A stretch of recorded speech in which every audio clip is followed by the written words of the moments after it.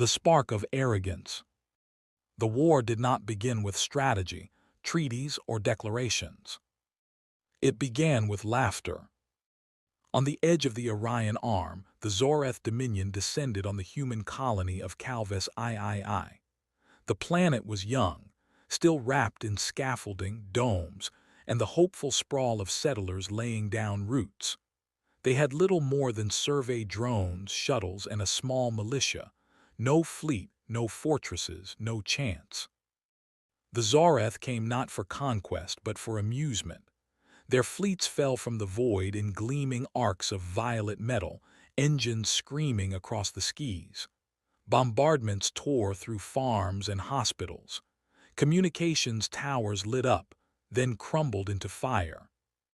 When the survivors tried to surrender, the Zoreth commander broadcast a message across the system. Earth breeds prey. We are the hunters, let them weep. The aliens executed the envoys on live feed, parading their broken bodies before the stars. The galaxy watched in silence. The Feast of Mockery. In the halls of the Dominion, arrogance became a festival. The high warlords toasted to humanity's weakness, mocking Earth as a relic species chained by laws, diplomacy, and the foolish pursuit of peace. Deathworlders, the Zoreth scoffed. Their home is savage, yes, but their hearts are tame, their claws blunted, their teeth pulled. They replayed the slaughter on Calvis III as if it were theater, the screams of civilians their entertainment. Around the galaxy, neutral powers nodded in quiet relief. Humanity had expanded too quickly, too boldly. Perhaps this humiliation would clip their wings.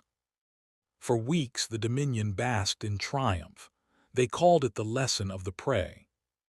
The silence before the storm. On Earth there was no broadcast, no fiery declaration of vengeance. The planet's governments held no parades of rage. The networks remained quiet. But in the silence, things moved.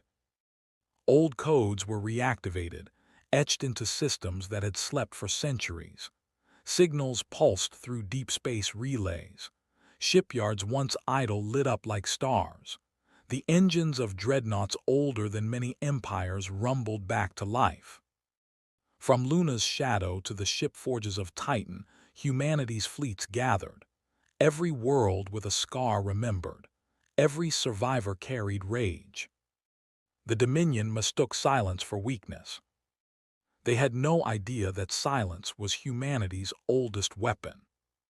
The first answer. It began with whispers. Alien scouts reported star systems going dark. Listening posts fell silent. Entire sectors where humans had once traded now pulsed with ghost signals. Then the first image spread, an armada rising from Sol itself. Hundreds of ships, black-hulled and angular, engines burning with the fury of a Deathworld sun. They moved not like prey, but like predators long denied a hunt. The human transmission was brief, cold, and final. Never again. Retribution unleashed. The Zoreth Dominion's fleets were vast, but they had grown fat on terror, slow on arrogance. Against them came humanity's storm. Dreadnoughts blotted out the skies above Calvis III's ruins, their arrival a wall of steel and fire. Waves of carriers deployed fighter swarms that moved like swarms of razors, cutting through Dominion vessels as though they were paper. Every bombardment was answered with annihilation strikes. Every warship that had mocked Earth was broken and scattered. From orbit, humanity's fleets descended in silence, armies landing like the wrath of storms. Cities built on slavery and conquest burned. The galaxy, watching from the safety of distance, realized the scale. Humanity was not responding with a campaign. This was an extinction-level reminder. The Deathworld unveiled. For centuries, aliens had whispered of Earth as a deathworld, a place where storms could level continents, Predators stalked every forest, and survival was a daily test. But they thought humanity had left that ferocity behind in favor of culture, laws, and art. Now the truth was revealed. The Deathworld had never left humanity. It lived in their bones. It guided their hands at the helm of warships, in the eyes of soldiers who advanced without fear, in the voices that spoke not of vengeance but of finality. Every strike carried the weight of survival. Every invasion was answered not with equal force, but with overwhelming devastation. The galaxy understood. Earth was not simply a member of civilization. Earth was civilization's apex predator. The shattering of empires. The Dominion tried to rally. Warlords declared themselves immortal, swearing their fleets would drown humanity's rage. They gathered armadas, weaving banners of fire across the void.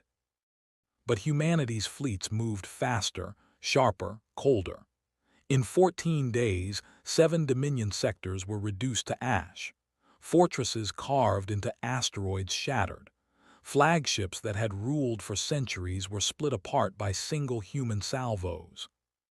The galaxy recorded the destruction like scripture. Suns eclipsed by fleets, moons cracked by bombardments. The Dominion's arrogance melted into terror. At the Battle of Ralkith, the Dominion's grand fleet, the pride of their empire, was annihilated in 23 minutes. Survivors whispered of shadows in the void, of human warships that did not speak, only struck. The Reckoning. When the Zarath's High Council sent envoys to beg for parley, humanity answered with silence. The envoys never returned. On every Dominion world, broadcasts cut through the skies. Not speeches, not threats, only 3 words carried on every channel, every frequency, every screen. Never again. The galaxy froze. It was not a plea. It was not a warning. It was a sentence. The aftermath of fire. When the war finally ended, the Dominion no longer existed. Its fleets were husks drifting in silent voids. Its palaces were ruins buried under ash. Its people scattered, leaderless, trembling before the memory of Earth's wrath.